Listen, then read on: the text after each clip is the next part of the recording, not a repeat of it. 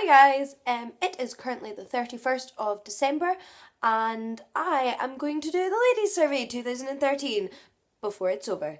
Quick disclaimer, I am in the process right now of applying my face for Hogmanay, but I decided halfway through that instead I would like to film a video. I wasn't technically tagged by anybody to do the Ladies Survey, but Sana from Books and Quills did mention me in her video, which I didn't say at the time. I really appreciated, and thank you Sana, it meant a lot. I decided that it's necessary for me to contribute to this series of videos. Whether anybody else thinks so is questionable. I have not prepared any answers to any of these questions beforehand, so improv. Question number 1. Do you agree that the internet is a harder space for women? Why? This is difficult. I just think of a lot of examples like the Twitter abuse suffered by Mary Beard and other strong women. The internet has provided another forum for sexism and for verbal abuse towards women. Unfortunately, it has been used this way, but at the same time the internet's also provided another space for women's voices and another space for feminist discussion. It's brung communities together like women on YouTube, spreads information. It's provided a space for women to connect and share information, positive information and support. I think the internet generally is a neutral place and it's what we do with it that counts. I think it can be difficult for women on the internet in the same way that it can be difficult for women everywhere, but we don't need to let it be that. And my experience with the internet has been incredibly positive. What is the most helpful book/article you've read this year about womanhood? There's not a lot of books off the top of my head this year that I've read about women.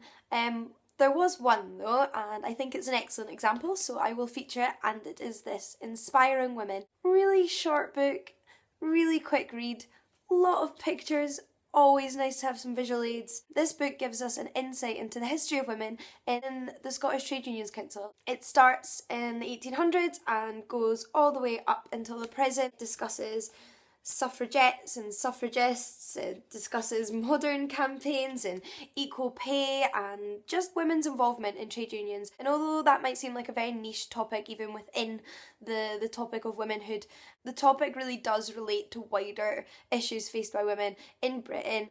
By virtue of being part of the United Kingdom, you do learn about women and women's history and women's emancipation and all that good stuff inadvertently through this book, and it's just a nice starting point. It's just a nice book. It doesn't need to tell you everything you need to know about women, even women in trade unions, even women in Scotland, but it inspires a further interest, and that's why I think this is such a nice little book. You can only buy this from one place, which is Word Power Books. I will link their website below in case anybody's interested in this book because it is absolutely fantastic. Do you think a focus on supportive networks of women online, whether formally through networks like Wonderly or informally, is beneficial or hurts the cause? It's difficult because I don't really have any experience myself of female networks on YouTube. Although I don't have any direct experience, I think generally supportive networks of women are always a good idea. I don't think it hurts the cause because as long as they're not exclusionary to men or don't promote men hatred there, I think women's support networks are always a good idea. It's difficult being a woman sometimes. You do face a whole host of new discrimination specifically aimed at women. So I think supportive networks are always a good idea. I think supportive networks for any group of people are a good idea, so I can't see why supportive networks of female YouTubers would hurt the cause. What have you done to support female content creators in the past year? I don't think I've done anything specific. I mean, I have given shout outs to a lot of female YouTubers, but I can't say that I've done anything specific. However, are things better now than they were in the past? I am going to look at this from a slightly well, not biased perspective, but different perspective, I guess. This past year on YouTube, I've kind of moved to a different section of YouTube, I guess. Obviously, you'll know that my channel is mainly dedicated to books, if you've been watching my videos. However, last year, 2012, I specifically did fashion videos on a different channel, which some of you might know, some of you might not. So my experience in 2012 and my experience in 2013 have been coloured by the different sections of YouTube I'd been on. My experience of YouTube this year, I would say, has been a lot more positive on the sort of sexism front. I do think fashion and beauty YouTubers suffer a lot more sexism than I do on BookTube anyway. Not just from men, but also from women. There's a lot of negativity that goes around YouTube about beauty gurus. I don't think their videos are worth any less than anybody else's. As you can see, I am into a lot more things than fashion. Books. Other things too, but those are two. I also used to receive a lot more inappropriate messages and comments.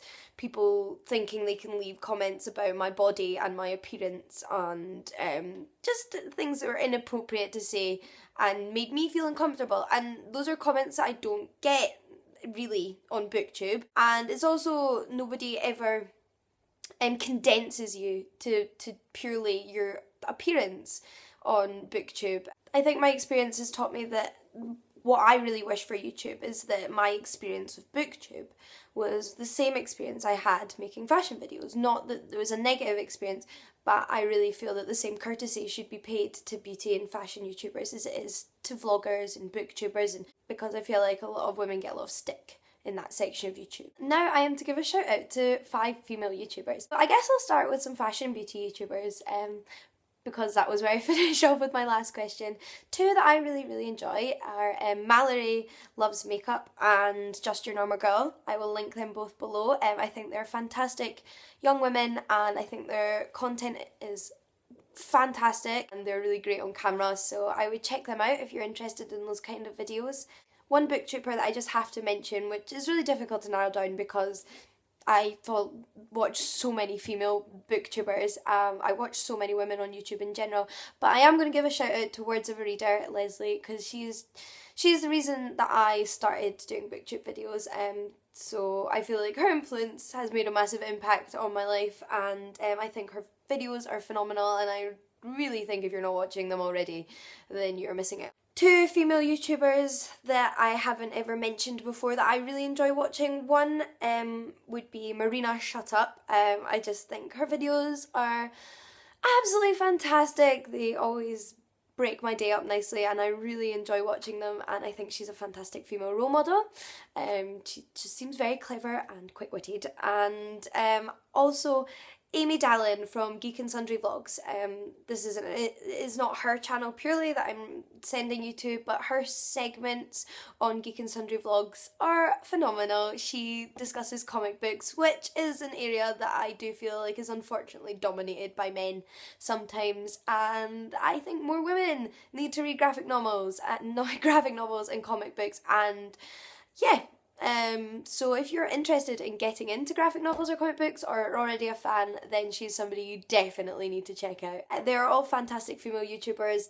Kind of just had to do that off the top of my head because it's impossible to narrow down all the wonderful female YouTubers that I watch. Anyway, I hope you enjoyed this impromptu video, and I hope you all have a fantastic company and a wonderful new year, and I will see you all again in 2014. Bye guys!